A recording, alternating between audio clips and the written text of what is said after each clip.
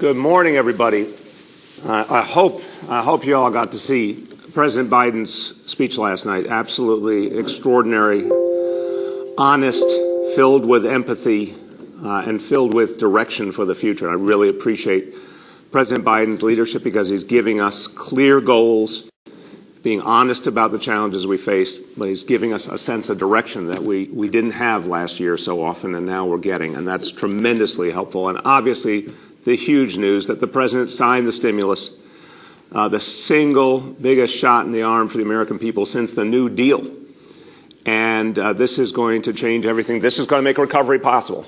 This is the bottom line. Stimulus equals recovery. Now it's here. Tremendous, tremendous moment. We also, here in New York City, we're hearing loud and clear the President's vision of how we move forward, how we speed the process of vaccinating our people, reopening our economy, bringing ourselves forward. I agree entirely with the President that we need to move aggressively. Obviously, what we're missing is the supply. We need the vaccine. Supply, supply, supply. I'll keep saying it. But the President put forward an extraordinary goal, and one I agree with. May 1st, to open up vaccination to everyone. I think that's exactly the right thing to do. That's going to help us to have the best approach to vaccination when all adults know that they are eligible. So we're ready to go, but we need the supply. Now, as to what's happened to date, again, progress keeps being made. Not as much as we could make if we had more supply, but still great, great results. Since the beginning of this process, beginning of the vaccination effort, 2,636,645 vaccinations have been given in New York City. We really look forward to that number jumping up a lot more when we get even bigger supply. Now, other news yesterday I'm not so happy about. The state of New York announced an end of the quarantine requirement for travelers as of April 1st. I don't know if that's the state's idea of an April Fool's joke, but it's absolutely the wrong thing to do. It's reckless. It doesn't help us with our recovery.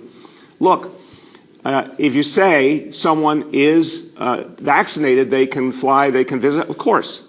But if someone's not vaccinated, what's so hard about following the same process that has been followed to date? This is what our healthcare leaders believe makes sense. Go through the normal testing process, and if you need to quarantine, you need to quarantine. That's what keeps us all safe. So I think that decision by the state is reckless. I think it should be reevaluated because we're making progress. Let's not undermine it, especially at a time when we're worried about the variants that are out there. Okay. Now, I want to turn to a very big, important topic, and I want to talk about what I always talk about, our recovery, and a recovery for all of us. A recovery for all of us is not just about economics. It's not just about jobs. It's not just about stimulus. It is about all our communities. It is about creating a better city, not just replacing the status quo of the past. It means a city where everyone is respected and heard. And when it comes to being heard, something remarkable has happened in these last months. And today you're going to hear from the authors of this remarkable effort.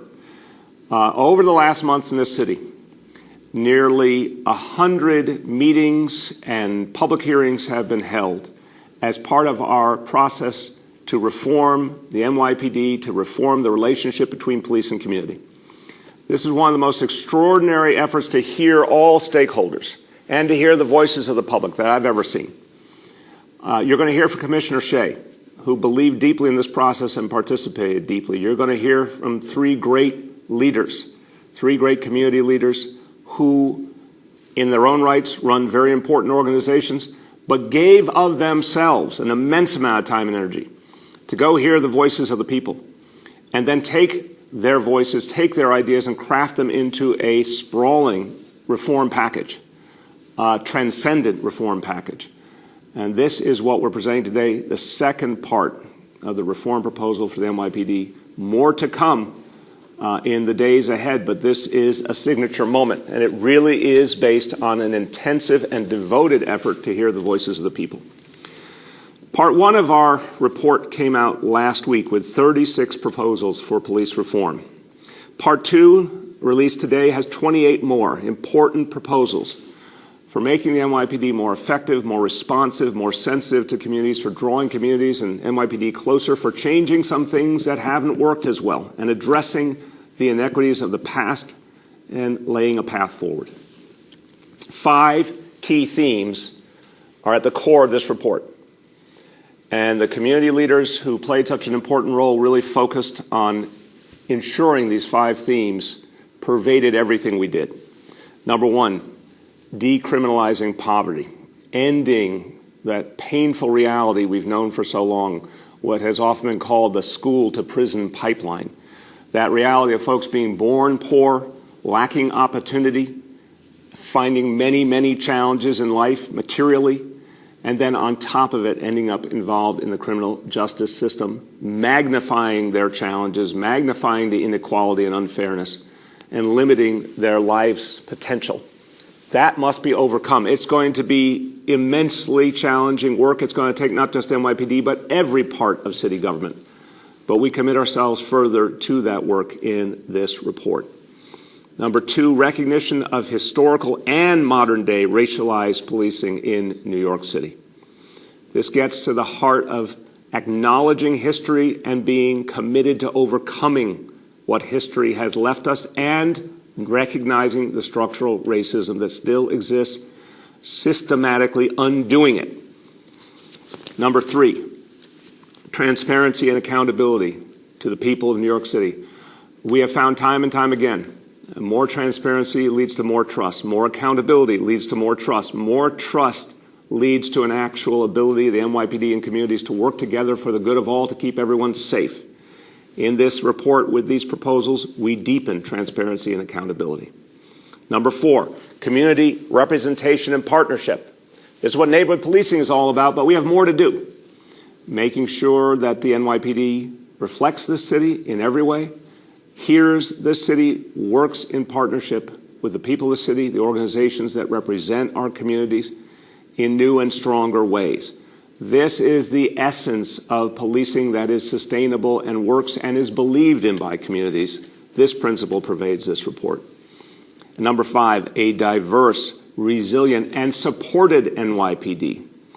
And this really emphasizes the fact that community buy-in makes all things possible. And people see an NYPD that reflects their community and its composition, that hears their community and makes adjustments and changes based on community concerns, that is resilient in the sense that it grows and moves with the times and new understandings.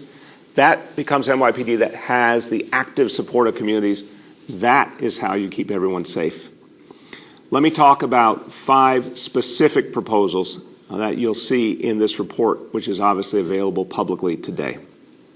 Number 1, we're deepening our early intervention efforts to identify officers who have particular problems and challenges that must be addressed.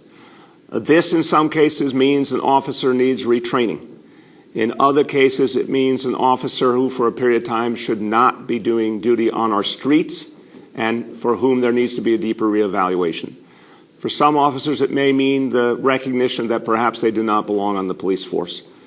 This is not the majority of our officers by any stretch of the imagination. The vast majority of our officers do their job conscientiously and well.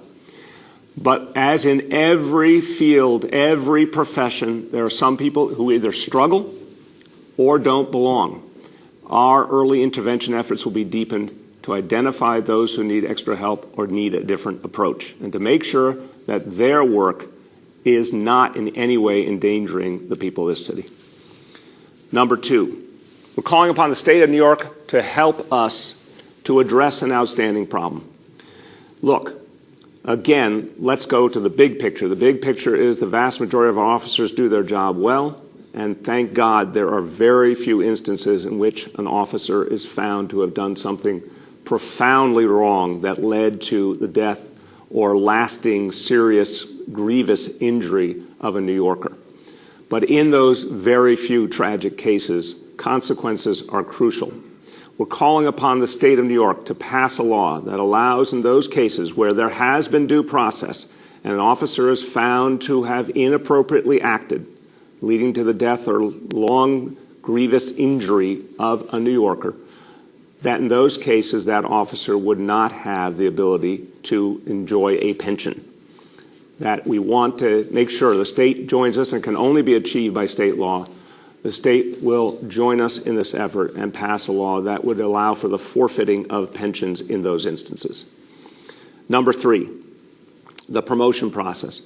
The NYPD has been doing really extraordinary work in recent years to change the approach to promotion, to make sure the police leadership looks more and more like the people in New York City, to make sure that talented officers have opportunity, and officers that may have some problems or limitations are identified. But we want to formalize that process further. We want it to be more transparent. We want the public to understand it better.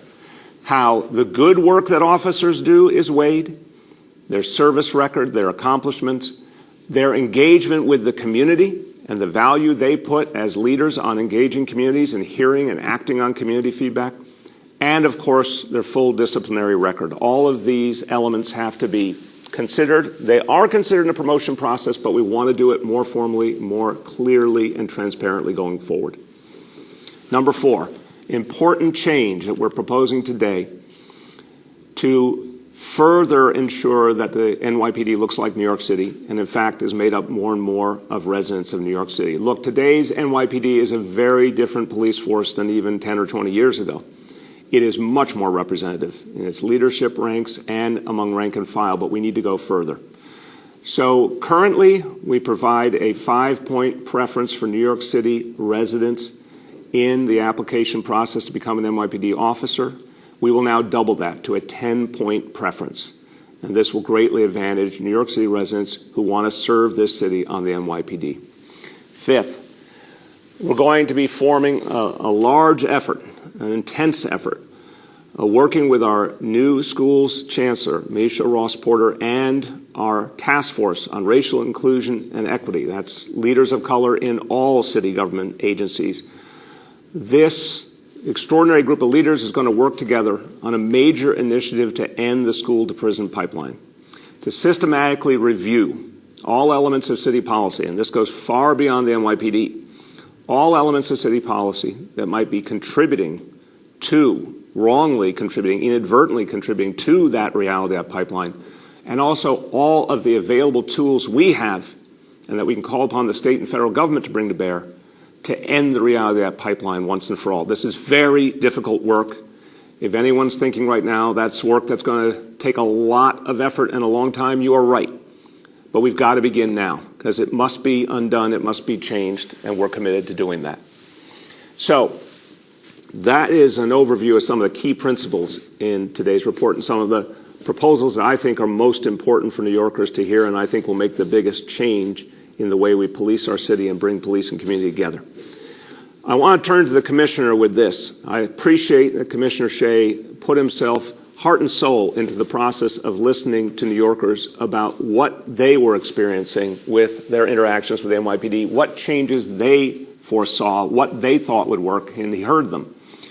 And he also has recognized a history that must be overcome. He gave a very powerful speech 2 weeks ago to the Greater Harlem Chamber of Commerce, talked about the history of the NYPD, not just the noble history, the heroic history, but the troubled history as well, and the structural racism that existed in the past and still must be overcome. It was an honest speech, and it reflected his heart, and people received it as such. He's further issued a letter today as part of this report that I think speaks powerfully to that recognition, and it's historic and important. So I want to thank the Commissioner for what he's saying. I want to thank him for what he's doing. I want to thank him for listening to the people of this city. And with that, I'd like to welcome the Commissioner to speak about this report. Thank you, Mr. Mayor. So I think all of us, all New Yorkers, know the difficult year that we've had. And when you came out of last spring and June, one of the things that resonated to me many times was, what do we do now? And how do we move forward as a city? So I just briefly want to thank everyone, all New Yorkers, first and foremost, that took part in this process. The Mayor mentioned we've held close to 100 meetings. We've had periods where we are soliciting information from New Yorkers on where we are, what works, what doesn't work, and most importantly, how do we move forward together as one city. So to all New Yorkers that took part in this process, I say thank you. I also want to thank the members of the NYPD that behind the scenes were a part of this reform initiative and continue to be. And it has been an immense amount of work. And I will not name you and single you out, but you know who you are, and thank you for your efforts here that are continuing. This reform over the last 7+ years has been a steady pace, I would say, but this opportunity that presents itself now, I think, is critical and most important. And this reform package is a piece of it, but rest assured, it doesn't end here. It's going to continue. And lastly, to 3 specific people who I will name: Jennifer Jones-Austin, Wes Moore, and Arva Rice, who probably about 6 months ago, give or take, I reached out to and had a conversation with and asked them to take a chance on the NYPD to come forward and work with us to be co-sponsors on this initiative. And much of what we worked together alongside each other is the fabric of this reform plan that you see now. We heard a lot from New Yorkers across New York City. We heard good, we heard sometimes bad, and most importantly, we asked the questions and we listened about what do you want. So to Jennifer, to Wes, to Arva, thank you for the work. I think I stayed true to my word when I said take a chance and come in on the ground floor and have a chance to affect policy. And that work does not end.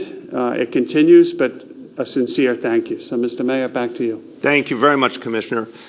And I want to just say to our 3 colleagues, we were talking earlier, some of us, about the immense amount of time and energy. I don't know if the public could possibly imagine what it's like for folks who do so much work already to try and help other people. And that's the 3 people you're going to hear from in a moment, but then found an immense amount of additional time to work on this reform effort and listen patiently and intently to the voices of New Yorkers. It's not easy to balance everything in life, but it was a labor of love, and it's had a huge impact.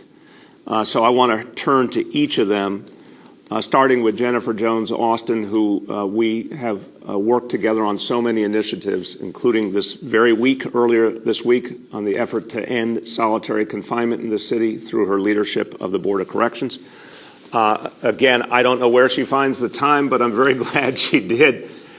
This effort, Jennifer, has been extraordinary, and I want to thank you and welcome your comments. Thank you, Mayor de Blasio. I learned very early on in life that you find time for the things that matter, and this work matters most to so many of us. I'm just really proud to be a part. I want to thank you and Commissioner Shea for the opportunity to contribute and to help bring the voice of the community to the table. Working together, Arva and Wes and our organization colleagues, I have to mention their names: Emily Miles, Jason Cohn, and Megan Collins McDonald, Donovan Williams, working with your respective leaders and your teams and with you two. We put together a proposed plan with a set of recommendations that I believe not only chart a path forward, but acknowledge the harms and the hurt that make a new path forward a must and not an option. The recommendations that we've outlined in this report give us a great deal to be hopeful about and much to do. As you, Mayor, and the Commissioner will agree, our work is far from done. With so much still to do, I'm encouraged by the themes of this proposed plan, centering on racialized policing, building trust and community partnerships, reforming discipline, transparency, and accountability, and supporting police officers and the challenges that they experience. We believe that all of these aims are critical to true reform. But as an anti-poverty advocate, I have to admit that I am especially heartened by the focus that's also being placed on the decriminalization of poverty. For so long, and with every good reason, the issue of racialized policing has been the central concern of Black and brown people, men and women, mothers and fathers, boys and girls, advocates and activists. But as you recognize, Mayor de Blasio, and you too, Commissioner Shea, we can't truly overcome systemic racism in policing without also addressing the experience of being low income and of color in New York City and frankly across this nation. If you're Black or brown and poor, you're at an even greater risk of being drawn into the criminal justice system. Low income neighborhoods are the most heavily policed, Social safety net benefit recipients are monitored, tracked, and prosecuted for fraud. Justice system fees and fines have a greater punitive impact on low-income people. Exclusionary discipline in schools has driven disengagement. And sadly, there's more. The data tells the story. As poverty rates increase in community districts, jail incarceration rates increase. And community districts with high jail incarceration rates also experience high rates of unemployment, psychiatric hospitalizations, and school absentee rates. These data points serve as indicators of the complex relationship between poverty and justice involvement. What is promising is that this proposed plan that you all are putting forward calls for the examination and the ending of policies that over-police lower income and minority communities. And it calls for the prioritizing and invoking principles of budget justice to increase and enhance key services that support low-income individuals, families, and communities to bring an end to the poverty to prison pipeline. These and the many other reforms that have been put forward make me proud to have been on board with creating this plan and now supporting it, and to be on board for the long haul, to see it through to full implementation. I just want to thank you and my co-sponsors and all who played a part in bringing us to this point. And I want you to know that I'm on board through to the end.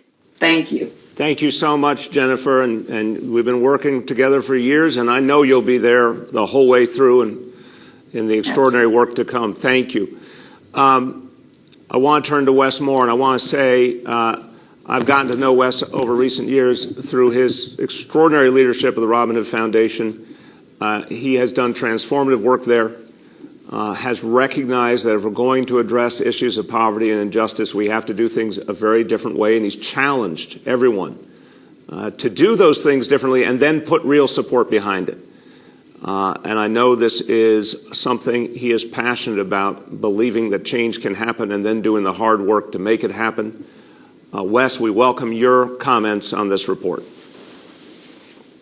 Mr. Mayor, thank you so much, and thank you for your push and for your leadership on this, and to you and to the police commissioner for the time, for the commitment to the process, and as you said, for doing the hard work of listening to the people of New York, no matter how hard some of these conversations have been, but then taking that and actually writing a plan that is both reflective and also aspirational. Going through this process with my co-sponsors, Jennifer and our team, has been an absolute joy. And I also just want to give a special thank you to all the hundreds of community members who we have spent these months working with. All of you who gave your time to this process, who gave your faith to this process, and frankly, who gave your faith in us, that we would hope to be, represent your voice. You all are why we got involved, and we're grateful. And we know, as the mayor correctly stated, that this is not the end of the process, that there's still a lot of work to be done. But the movement that we have seen is important, and it should be acknowledged.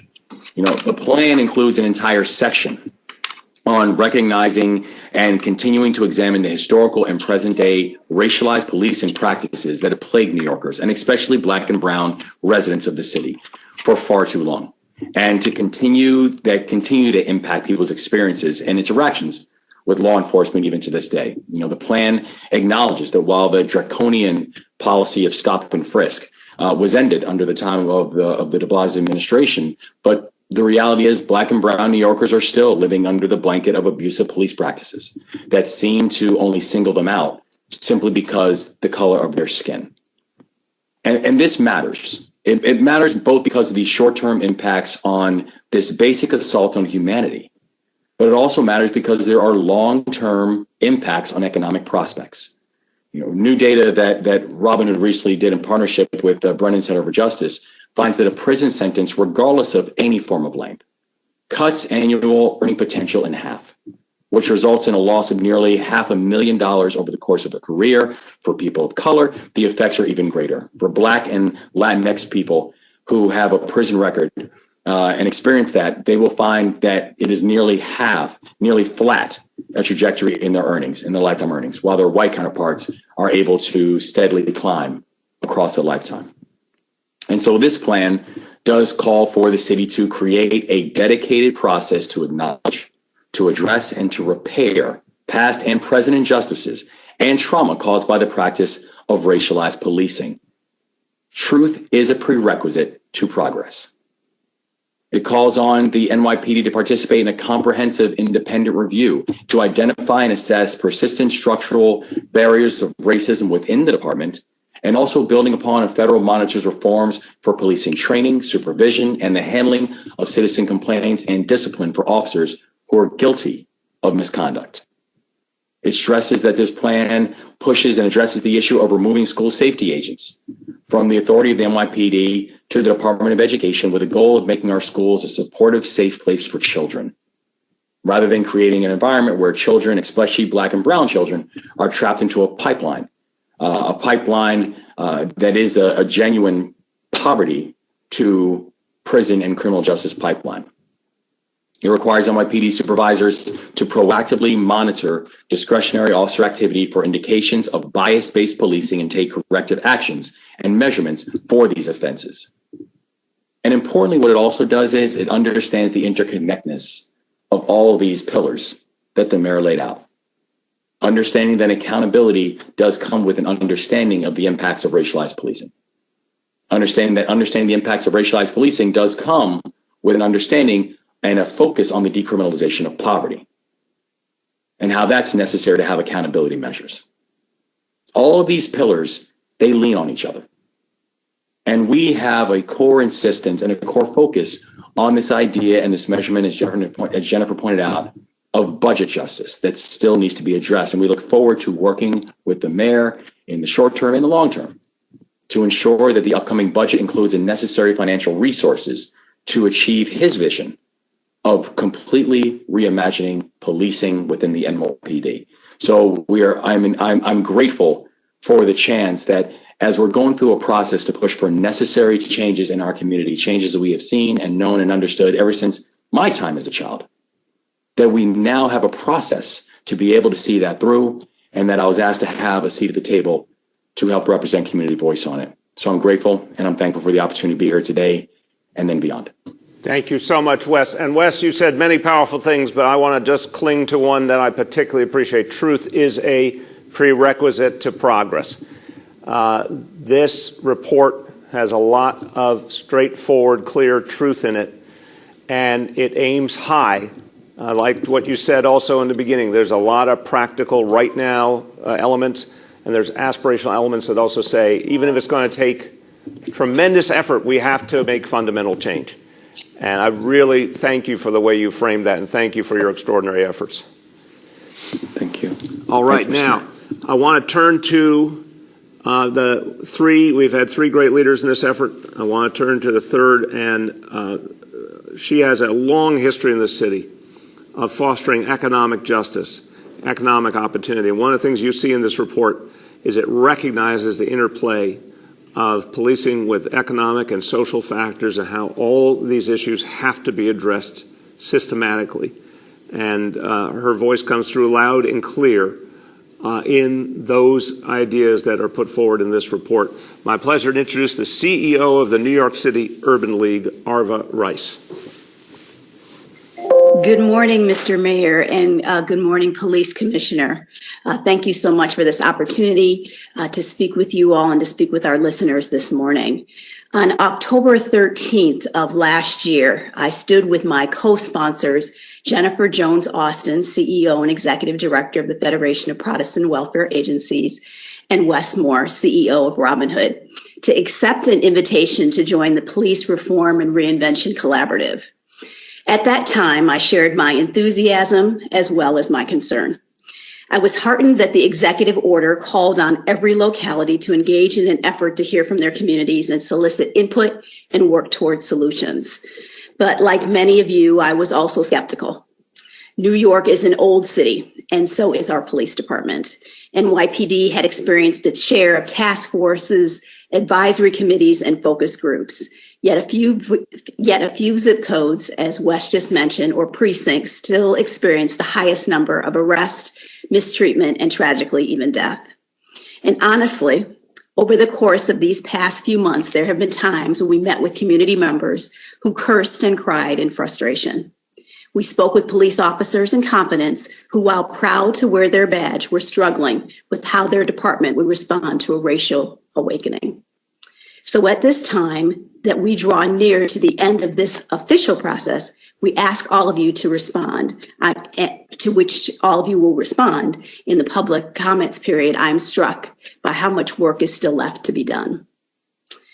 Today, we have some recommendations that can be revised and retooled to bring change to police-community relations. Today's report centers on, as you heard from the mayor, 5 key themes: the decriminalization of poverty, the recognition and continual examination of historical and modern-day racialized policing, transparency and accountability to the people of New York City, community representation and partnership, and creating a diverse, resilient, and supported NYPD. My area of concern walking into this work was accountability, and this focus remains the same for me. The co-chairs believe that for the NYPD to be a legitimate and credible public safety institution, that is worthy of the trust of all of the city's communities, it must be transparent and hold its members accountable. For too long, we have heard that the NYPD has a few bad apples. Well, it's time that we prune the orchard. This version of the report provides 3 specific ways to help identify bad apples early and have them face real consequences. There, as the mayor already mentioned, there's the expansion of the early intervention program to identify and assess at-risk officers. Secondly, there's support for a state law to ensure that pension forfeiture or reduction is possible in the most egregious cases of police misconduct. And lastly, there is an effort to create a citywide policy to strengthen transparency and accountability in the use of biometric technology or face recognition and fingerprinting. There is more to be done, and I look forward to continuing to converse, battle, teach, and learn from the mayor, the commissioner, my co-chairs, city council, and most importantly, advocates and the community. Thank you. Thank you so much, Arva. And Arva, I really appreciate, and I could tell in our discussions that you really listened with empathy to those voices, including, as you said, in some really painful conversations. But hearing people's pain and turning it into action and turning it into progress is noble work. So thank you so much for your contribution today and everything that will happen in the weeks and months ahead. Everyone, it's worth looking at this report. It is available now online, nyc.gov/police reform. A lot of work, again, a lot of work went into it. It speaks volumes. So I urge everyone to look at it. If you have comments, again, there's a public comment period open, and we are ready to proceed to put these ideas, these proposals into action. So I want to be very clear. The things in this report that can be acted on immediately will be acted on by the City of New York and the NYPD. The elements that require state legislation will be working to get done in this legislative session over these next very few months. But this is a sea change moment, and we need everyone involved in making it come to life. Okay, I'm just going to go over our daily indicators. As we do in all of our gatherings each morning. Number 1, daily number of people admitted to New York City hospitals for suspected COVID-19. Today's report, 208 patients. We have a low confirmed positivity rate today. That's good, but again, there are sometimes daily fluctuations in the data, 37.73%. Hospitalization rate, 3.76 per 100,000. Number 2, new reported cases on a 7-day average. Today's report, 3,039 cases. Number 3, percentage of people testing positive citywide for COVID-19. Today's report on a 7-day rolling average, 6.31%. Just going to say a few words in Spanish on the topic of the police reforms. Fortalecer la relación entre la comunidad y la policía es clave para recuperar una ciudad para todos. Las reformas que presentamos hoy van a transformar el Departamento de Policía de Nueva York para que haya transparencia y contabilidad para todos. Estos cambios harán que todos sean tratados con el respeto y la justicia que merecen. With that, we turn to our colleagues in the media, and please let me know the name and outlet of each journalist. We'll now begin our Q&A. As a reminder, we're joined today by Commissioner Shea, by Jennifer Jones-Austin, Arvo Rice, Wes Moore, Dr. Choksi, and by Senior Advisor Dr. Jay Varma. The first question today goes to Juliet Papa from 1010 Wins. Oh, hi. Good morning, all. My first question goes to Commissioner Shea. Commissioner, you've participated in the town halls for many months and with residents in different neighborhoods for sit-downs. What was your main takeaway from those meetings? Thanks, Juliet. People want to be heard. People had a lot of frustration. This is the main, I could go on. I heard, as I said in my opening statement, we heard good, bad, and everything in between. We heard from people that, are concerned and want more police, but they absolutely want to be policed fairly, and they want to be respected. If the one statement I would categorize everything as, they wanted to be heard, and they had things to say, and we listened. We went out to them. We had people joining via Facebook, and then we had public comment periods that are going to continue with this second report to hear from the public again. So accountability, Juliet, was when I think that Arva nailed it there. They know that police have a tough job, but when police make mistakes, there's absolutely a feeling, particularly in some neighborhoods, that police won't be held accountable. And, I think that's a larger debate. At times I would disagree with it, but you cannot ignore the emotions that are out there. And you also can't ignore that if that many people are saying it, you better look in the mirror and say, what can we do better? And I think that, a lot of elements of this reform plan are reflected in that. We're proud of what we do. We're proud that we've reformed continuously and look across the country to be the best police department in the world, and I think we are.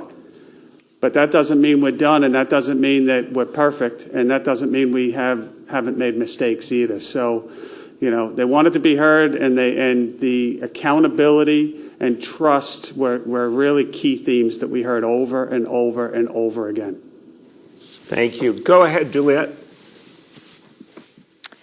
Okay, and I guess to follow up on this report, we just got it, so I haven't had a chance to look at it thoroughly, but I'd like to know, what role does personal accountability and responsibility play in this as far as New Yorkers are concerned, as far as, respecting laws and civility? How is that addressed in this report?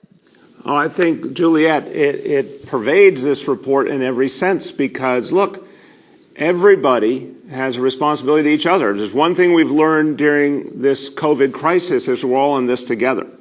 So, of course, everyone has to respect the law and everyone has to work as a member of a community. But I think what the report says is folks also want to be treated equally. They want to be treated with respect. And they want to know that if someone in government does something wrong, if a law enforcement officer does something wrong, that they're going to be held accountable just like a member of the public would be. And they want to know if they're held accountable, will they be treated the same way for their actions as a civilian, depending on the color of their skin? Will they see the same result as someone of a different color or someone from a different neighborhood? This is really about respect and fairness.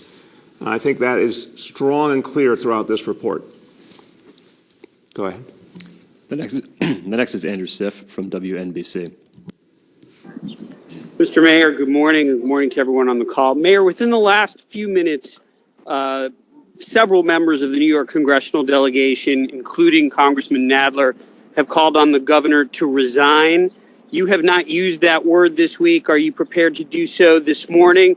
And if so, doesn't that deprive the governor of due process under the law? No, Andrew. The governor has been depriving the people of the truth. The governor and his team have been trying to cover up the truth. I mean, we've gotten report after report of purposeful efforts to cover up the facts that the public deserves. We saw it with the nursing homes. We saw it with the Tappan Zee Bridge. We're now seeing it with horrendous efforts by staffers to silence women who are trying to speak their truth. And do you think for a moment they were just making that up? I suspect they got an instruction to do so. So, look, unfortunately what we're seeing here is a pattern of cover-up and a pattern of lies. It is unacceptable. The governor must resign. He can no longer do the job. Go ahead, Andrew. Mayor, on the subject of vaccines, based on the president's instruction from last night that all American adults be eligible by May 1st, which seems to move the timeline up. You'll recall I asked about this earlier in the week. How do you make that happen in terms of supply versus eligibility, and could it even happen before May 1st? Look, when you asked, I think it was you, Andrew, asked the question, what our healthcare team and I responded was we thought that open eligibility would be May or June. So it's really, thankfully, not that different. I think May 1st is a great time to open it up. I think the president's right. It will make things on one level simpler because everyone will know they're eligible. And, of course, the state was holding us back from being able to vaccinate anyone at any site. That's been overcome now, thank God, but another example of why we need local control. But the bottom line here is if we have the supply, we keep moving forward. And if on May 1st we're able to vaccinate everyone, we'll make it work. We're ready to do that right now, but we need the supply. We cannot reach our potential if we don't get a hell of a lot more supply. Again, every week we're short about 150,000 to 200,000 doses. We need that addressed. We need the state to give us our fair share. We need the federal government and the manufacturers to speed the distribution. And then we can absolutely get the job done. The next is James Ford from Pix 11. Hey, good morning. Happy Friday. Happy Friday, James. How are you? Not bad. Thank you very much, Mr. Mayor. And hello to everyone on the call. You had called the governor's suspension of the quarantine order a possible April Fool's joke, if I got that right, that could be harmful to New York City residents and needs to be reconsidered. Will you just elaborate on why it could be harmful to the residents of the city and how you want it to be reconsidered? Or do you actually want it to be fully reversed, even though it seems like a done deal? I don't think anything in Albany is a done deal right now. I think a lot of things are changing rapidly in Albany, and anything could be reversed that was done wrong. I'm going to turn to Dr. Varma and Dr. Choksi. I mean, we were all surprised, in fact, shocked when we heard this. It makes no sense to relax such a fundamental standard when we're still fighting this war and we got the variants on top of that. So let me have the doctors do the talking. Dr. Varma. Sure. Thank you very much for the question. We feel really strongly that, we need every weapon on our side to fight back against the coronavirus. As we keep reporting, the virus is using evolution on its side to develop new variants, new ways to be more infectious.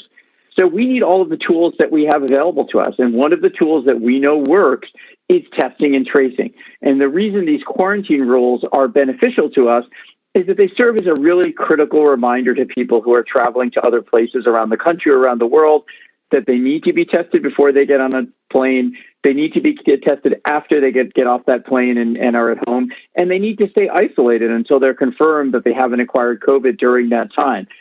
Throughout this epidemic, we've seen that travel-associated cases have represented anywhere from 5 to 10% of all of the cases that we see here in New York City. That may not seem like a lot, but as we know with this disease, even one case can lead to an outbreak and spread. So we need really everything on our side at this point as we continue in this sort of tense fight that we have right now with the virus. Thank you. Dr. Choksi.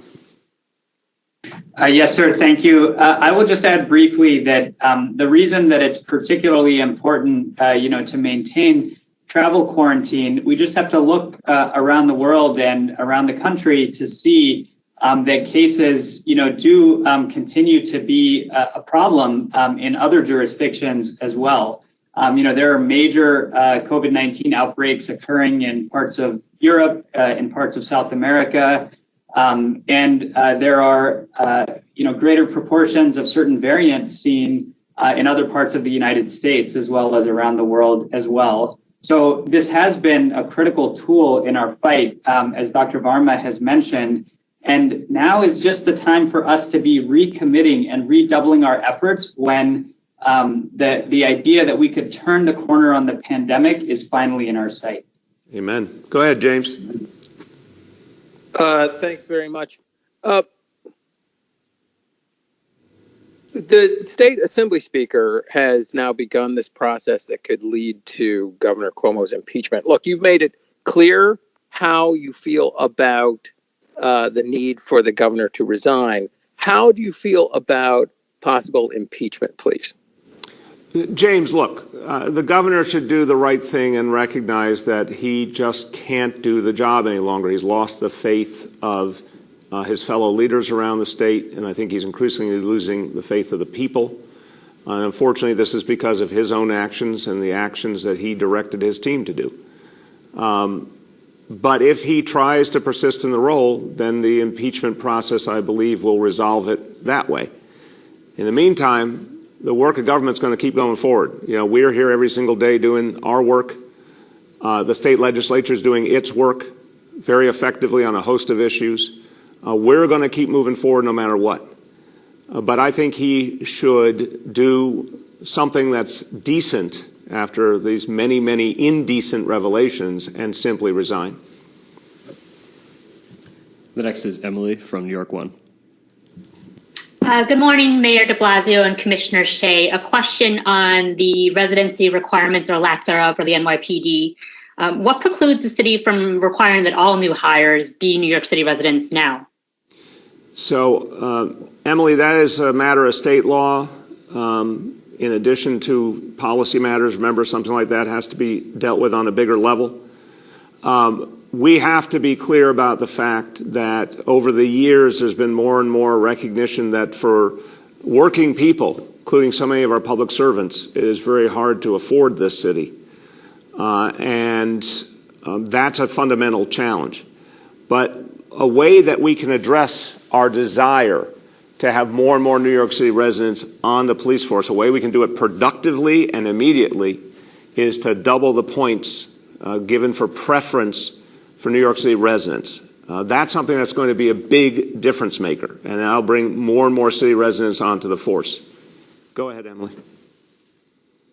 In addition to the very clear need for more supply when it comes to the COVID vaccine, what else does the city need to carry out President Biden's edict, for lack of a better word, that all adults have access beginning in May? That's really it, is the supply, Emily. We've got the locations. In fact, we're adding more locations. We've got the vaccinators. We're building up our Vaccine for All Corps. We're ready right now to be doing over 500,000 vaccines a week. I think that number is going to climb higher. I think when we get the full supply we deserve, we're going to go well beyond 500,000 vaccinations a week. It's just one thing missing: supply, supply, supply. We get the supply. We'll be able to handle it, even with every adult being eligible. The next is Alan Villafana from Telemundo. Good morning, Mr. de Blasio. How are you? I'm doing well. How are you? Very good. Thank you so much. Well, last night, President Biden said that every American must help to put an end to this pandemic. And last week, Dr. Fauci said that the new coronavirus reached a plateau in the Washington Heights area. Do you have a message for the residents in this area, especially Latinos? My message is that we are all in this together. We do all need to participate in defeating the virus. The president spoke passionately and earnestly. Every single one of us has to keep doing the smart things, not one but two masks whenever possible, and the social distancing, and realizing not to let our guard down. But we also, it's our obligation as the city to ensure that vaccination and testing is provided with special emphasis in the communities hardest hit by COVID, like Washington Heights. And so we will be expanding vaccination efforts in Washington Heights as part of what we're going to do in the weeks ahead as we get more supply of the vaccine. Dr. Choksi, if you want to add, feel free. Thank you, sir. I'll just add briefly, we know that Latino New Yorkers in many ways have borne so much suffering and the brunt of this pandemic over the last few months. And so the message that I would add to the mayors is that this is such an important time for us to ensure that we take all of the public health precautions that we know work. Masking, distancing, hand washing, staying home when you're ill, getting tested, and getting vaccinated when it's your turn. This is our chance, particularly for those communities, Washington Heights, but more broadly, across all of New York City, for us to take matters into our own hands so that we can finally recover and get back to a semblance of a normal life. Amen. Go ahead. Do you have a plan for when and where there will be new vaccination centers when more vaccines have reached the city? Yes. Is there a plan already? Well, the way we are doing it is continuing to add sites as we're getting more and more vaccine. We're looking for any place where there may be a greater need in terms of the geography. So Washington Heights and Inwood, for example, I'll let Dr. Choksi speak to this, but we literally had a conference call the other day, and one of the places we were talking about is Washington Heights and Inwood as an area where we need additional locations. But the good news is we found we can put a location together very quickly now. The Department of Health and Hospitals have gotten very expert at doing this. We have the staffing. We know how to do it. So when we see an area that needs more intensive vaccination effort, we will add additional locations as we get supply. Dr. Choksi, you want to speak to specifically Washington Heights and Inwood? Yes, sir. Thank you so much. Yes, Washington Heights and Inwood is an area that we're very actively looking at with respect to, city-run sites that will supplement some of the infrastructure that's already there, particularly pharmacies and community clinics that are already vaccinating in that area. So stay tuned for more about, when and exactly where those sites will be. But it will be part of a broader strategy. Just in the last week, we've also opened up sites in Co-op City, in the Bronx, as well as in Bedford-Stuyvesant to serve the local populations there as well. We're going to continue doing more of this with respect to city sites, but also partnering with those community health centers, independent pharmacies, and the other places that we know people already trust in their neighborhoods. Thank you. The next is Michael Garland from the Daily News. Hey there, Mr. Mayor. Good morning. Good morning, Michael. How you been? I'm doing all right. So I wanted to ask you a couple of questions about the police reform package you're talking about today. I was wondering if you could drill down a bit into what the report says about decriminalizing poverty. This is something we've known about for a long time, that, in poor neighborhoods, you have higher incarceration rates. So how do you change that? What policies, I mentioned policies that you're going to look at to possibly change. Can you talk about some of the policies perhaps the city's already identified that you're looking at changing at this point? Yeah, I'll start. I'd like to bring Jennifer Jones Austin and Arva Rice into this because they have committed so much of their life and work to this fundamental question. But Michael, what I'd say is this. Some of what we've been doing over these last 7 years is a foundation. If you get kids better education from their earliest years, like pre-K and 3K, that's part of breaking this cycle. If you get families affordable housing, that's part of breaking this cycle. If you create opportunities for higher wages and better benefits, like guaranteed health care like we have in this city now, that's part of breaking this cycle. In my view, if you're going to break the school to prison pipeline or the criminalization of poverty, you have to begin by just concentrating everything you've got at ending poverty to begin with. I think another piece of it is the path we've been on with constantly reducing arrest, reducing summonses, reducing incarceration, and obviously even before that, reducing stop and frisk. So the direction has to be just deepened all the time. And I think the next steps, a lot of it revolves around our schools. Our schools chancellor, Misha Ross Porter, is passionate on this topic about the role that education can play in breaking the cycle of poverty. Our task force on racial inclusion and equity is ready to look at every agency's practices to see how we can both address poverty and also be more responsive if anyone is involved in the criminal justice system. And that's one of the things, and I'll turn to Jennifer and Arva because this is one of the key points. God forbid someone does have involvement with the criminal justice system. What happens next is often the game changer. We made a decision years ago that folks who are in our city jails should not just at the end of their time in jail, shouldn't just be sent out with no support. They should get, while in jail, training and education. We greatly expanded it compared to what the previous administration did. We added counseling and support for future planning for folks, what they're going to do after incarceration. And we added a transitional job element so that anyone who came out of incarceration had a job and was able to therefore advance themselves looking for their next permanent job. These are the kinds of things that help to break that cycle. But let me let the experts speak. Jennifer and Arva. Jennifer first. Thank you. I greatly appreciate this question because it centers on the crux of the matter. We have in our society at large, I'm not just speaking about New York City, but across the nation, so many individuals who have been involved one way or another with the system. We have young persons who grew up in poverty, became homeless, became known to the foster care system, and then find themselves incarcerated.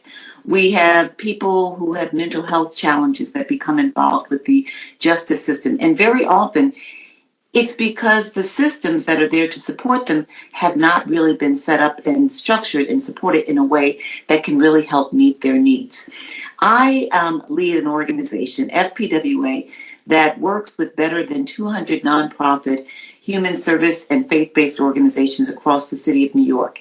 And just a few years ago, I sat leaders of these organizations. And I asked them, how many of you work with, work to address justice involvement and justice issues? And very few leaders raised their hands. But then when I presented them with the data that shows how great is the correlation between poverty and race and justice involvement in the communities in which they work, they began to think about it and appreciated that many of the individuals and the families with whom they work are justice involved, either directly as persons who've gone through the justice system or as parents of persons who've been justice involved, partners of persons who are justice involved, children of people who've been justice involved. And the harms that attend and keep people from getting ahead, they persist. When a child is a child of an incarcerated parent, that child experiences trauma on an everyday basis that across our society goes unaddressed. And so what we're seeking to do is to break that cycle by centering on what more can be done by the community-based organizations, faith-based institutions that are working with these individuals and their families. What more can be done to make sure that the resources are there to prevent this from happening generation after generation after generation? And then additionally, centering on actual policing practices that, perhaps unintentionally really disadvantage and put poor people in the eye of the police as persons that, have to be policed for, disproportionately and for unnecessary reasons. We're going to look at and then bring an end to the disparities that persist in everything from how communities are policed to what happens with summonses, warnings, arrest rates for similar or the same offenses, or, not offenses, but what appear to be. So it has to be comprehensive. We've got to engage agency by agency and realize it's not honestly just a policing issue. To end this practice, we have to look as a city at all of the systems and how they bring about or perpetuate this cycle of criminalizing poverty. Thank you. Arva, would you like to add?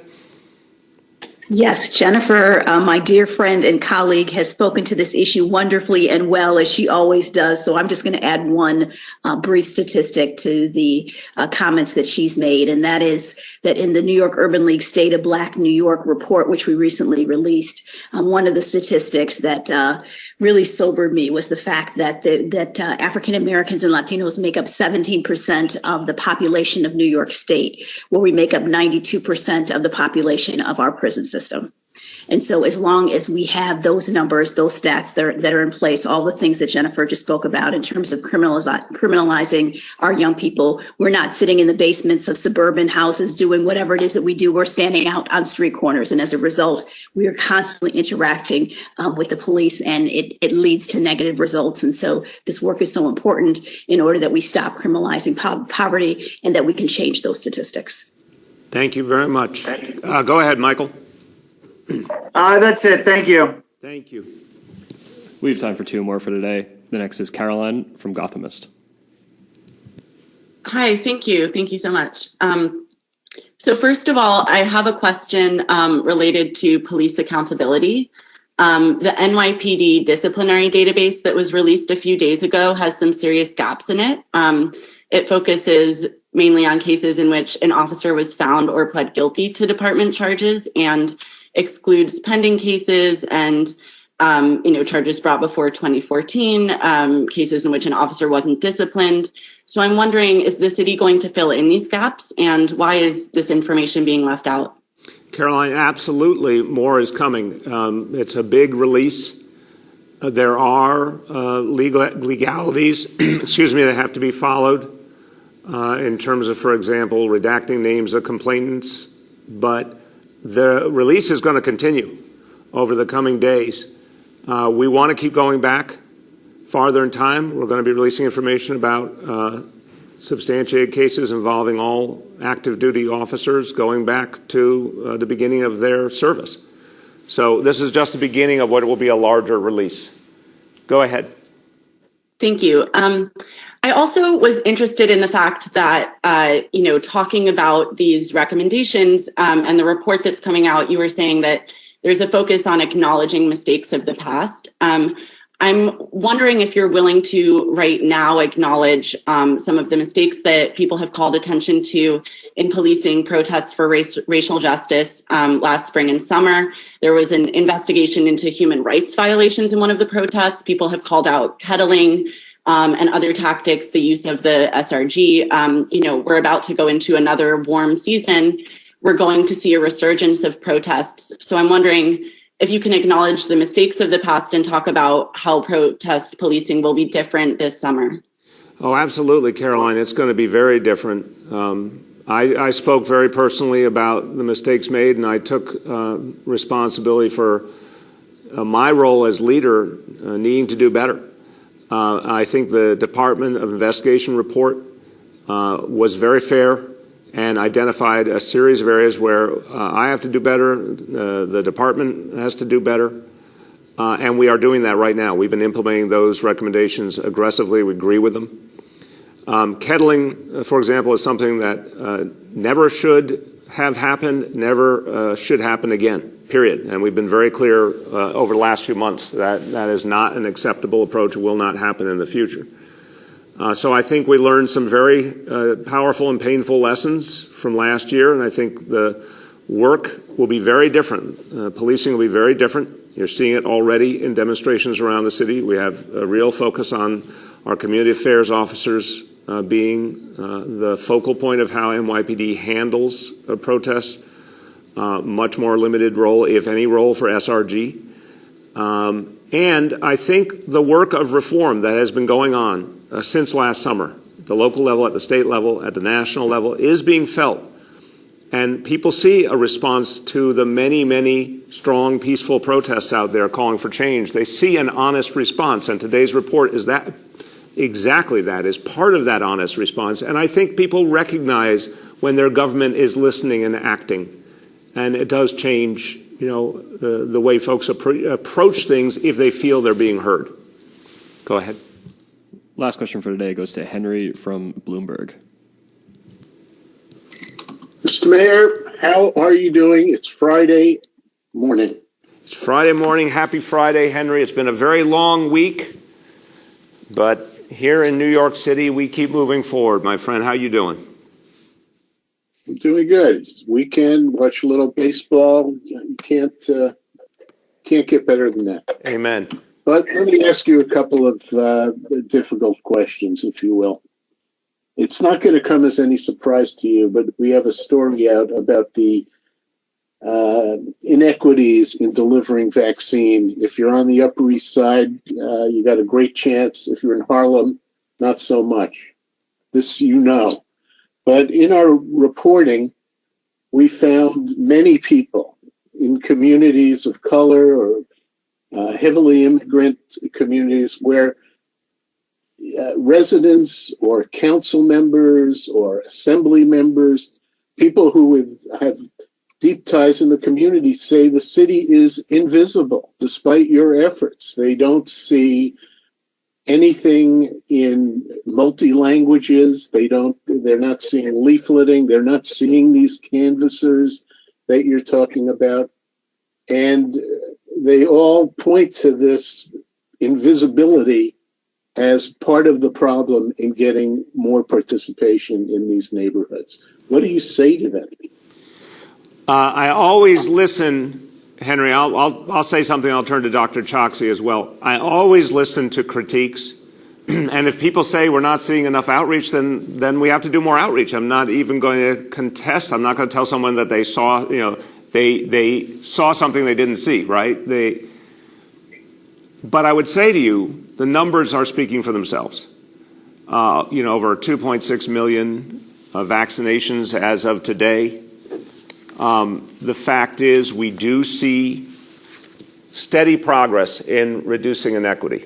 We are seeing that all over the city. The places where we are setting up additional sites, focusing on communities of color and immigrant communities, those appointments are being filled nonstop. There's no lack of people who want the appointments. They're filling up, and it's creating more equity.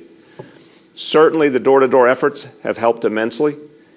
Signing up people, particularly seniors, right there at their door. I've been to the site, so I've seen too with my own eyes. I saw what I saw in Red Hook houses.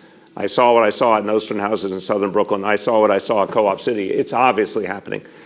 But if we need to do more outreach, we simply will, in as many languages as it takes. Go ahead, Dr. Choksi. Thank you, sir. And I'll start just with a brief recap of the outreach efforts that we have done. Acknowledging that much work remains, and we remain so committed to our equity goals in the vaccination campaign. But on any given day, we have about 300 canvassers out doing door knocking and getting the word out about vaccination. We've had over 1,250 events since the beginning of our Vaccine for All campaign, town halls, small gatherings with neighborhood organizations and with elected officials as well. We've now knocked on thousands of doors thus far. We've passed out hundreds of thousands of leaflets, really targeting both our task force neighborhoods as well as seniors. And we've made millions of phone calls, to people also targeting those same demographics. Particularly with seniors, as the mayor has mentioned, we've really focused on our NYCHA houses, as well as the naturally occurring retirement communities in partnership with the Department for the Aging. So these are some of the efforts that are underway. We aim for this to continue to grow, particularly as supply increases, because we want to reach into every corner, every neighborhood, because we believe so urgently that getting people vaccinated will save lives. Amen. Go ahead, Henry.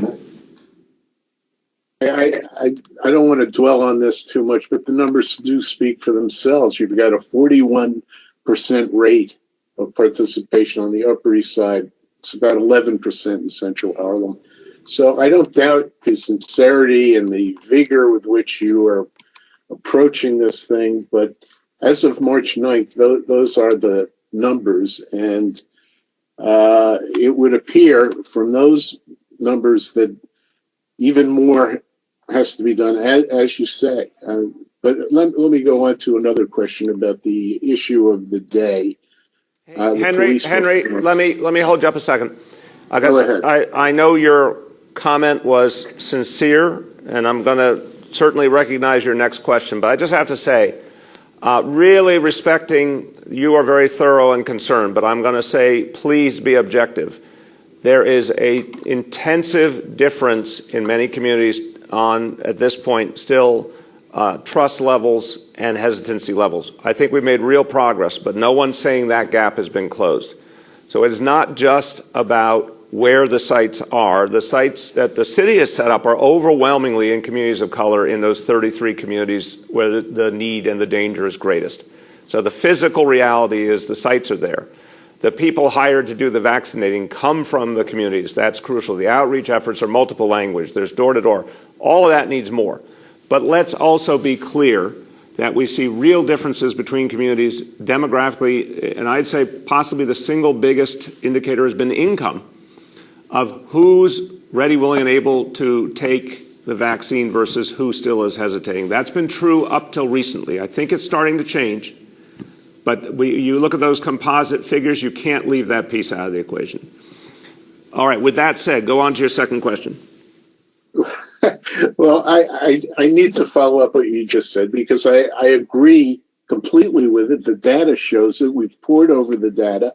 If you have a car, if you've got more income, more mobility, all of those things are true. Yet, I don't think it's fair to these people, these immigrants and these poor people or minority people, to say it's all about distrust and confusion or Henry, move to your next question, because I did not say confusion. It's people's choices. It's choices, brother. People are making choices, and respect the fact that some people are ready and some are not. And our job is to educate and make the vaccine available, and that's what we're doing. But look, what we 100% agree on is a hell of a lot more to do, and the thing that will help us the most is supply, honestly. So we can create a lot more I momentum. need to push back in this respect, which is that a lot of these people in the community, when they hear you talk this way, they think that what you're blaming them for not participating, and they're saying, no, there are institutional or structural problems with the delivery of this vaccine and the outreach that's not reaching these people, that it's not just hesitation. Okay. Henry, in the interest of time, I know you have another question. I have immense respect for the communities we're serving. And this is why we are doing a huge outreach effort in multiple languages, why we're putting the vaccination centers where we are. And people are making their own choices. And we have to keep doing better. And we will. Absolute and total respect. And no, I'm not in the least suggesting there's something wrong with someone who is hesitant. We're going to overcome it, but we need the supply to do it. Go ahead, Henry. Ask your second. The second question is really, it's about these plans for the police and the findings of this report. And really, one of the things that got you elected in the first place and that set you apart from the other candidates in 2013 is that you recognized these problems in the police department in 2013. And now it's 2021. And believe me, I realize the difficulty and the complexity of dealing with these problems. But it's now 2021. And what in this report really is new or couldn't have been written in 2013, or particularly after Mr. Garner died in 2014? Look, the bottom line is there are a host of changes that come from everything that we all have learned as a city over these last 7 years. If you said, go back over decades and say there's unfairness and disparity, absolutely right. That's what I talked about when I talked about A Tale of Two Cities. But what we've learned over time is the depth of it. What we've learned over time is the ways that we have to address it, some of which we didn't understand as well. I certainly didn't understand as well. And it's important that by bringing in the voices of community, by bringing in the voices of folks who have devoted their lives to fighting poverty and injustice, more and more solutions have become clear. And I would say, and I would say both from what I've tried to do with our administration here at City Hall, also what Commissioner Shea and his predecessors have tried to do.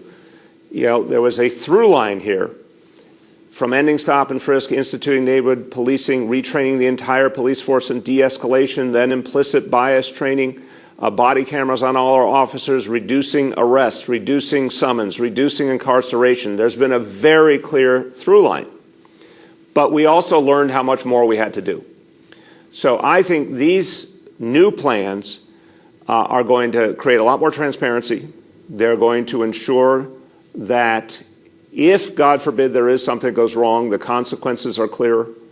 They're going to ensure that both if an officer has a problem, it's addressed, but also officers who do engage communities energetically and effectively are seen and rewarded in terms of promotion.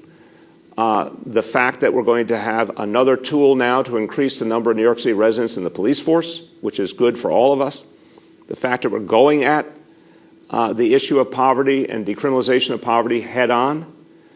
This has been something we've learned year by year, that we have to go deeper and deeper to the root causes, and we have to be blunt and honest about the history of structural racism, and by putting it out there, start to change it. So there's a lot of powerful material in this report, and I'll end on that, everyone. Please take a look at this. It's an extraordinary work. Go to nyc.gov/police reform and recognize this. It's a transformative moment. We don't get these every day in history. It's a time where people are asking the right questions and are open to entirely different solutions. We need to fully engage this moment. We can do extraordinary things. We are the generation that gets to make these changes and these reforms, and this report shows so much that will really, really help to improve the relationship between police and community, help to create justice, help to make us all safer. And that's the work we'll be doing in the days and weeks and months ahead. That's what a recovery for all of us looks like. Thank you, everyone.